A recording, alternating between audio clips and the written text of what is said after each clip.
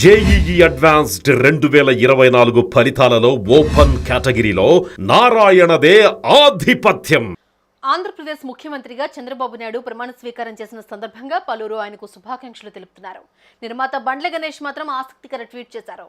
Andhra Pradesh CM Chandrababu Naidu, Telangana CM Revanth Reddy ఎప్పటికీ కలిసి ఉండాలని కాంగ్రెస్ నేత బండ్ల గణేష్ ఆకాంక్షించారు.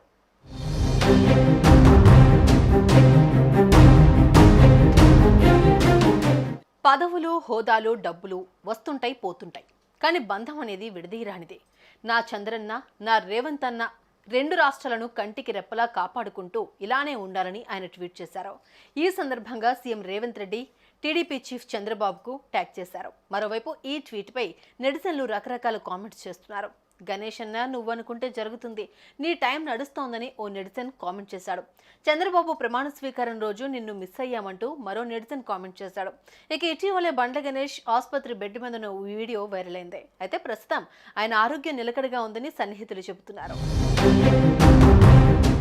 ఇదిలా ఉంటే చంద్రబాబు జైలులో ఉన్న సమయంలో హైదరాబాద్ గచ్చిబౌలిలో ఒక కార్యక్రమం నిర్వహించారు.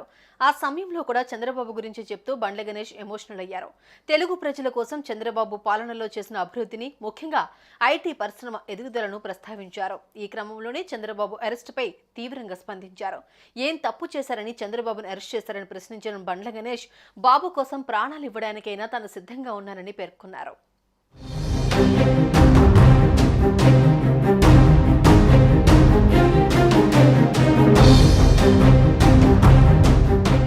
సుమన్ టీవీలో మీ పర్సనల్ అండ్ బిజినెస్ ప్రమోషన్స్ కోసం కింది నెంబర్కి కాంటాక్ట్ చేయండి.